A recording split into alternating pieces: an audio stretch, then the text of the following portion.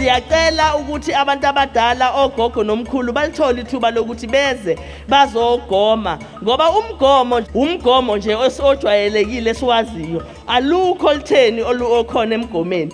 Ngime lapha phambi kwenu ngi-indicate ukuthi nami sengawuthola umgomo 6 weeks 8 weeks later ngisamile ngisakwazi ukucabanga.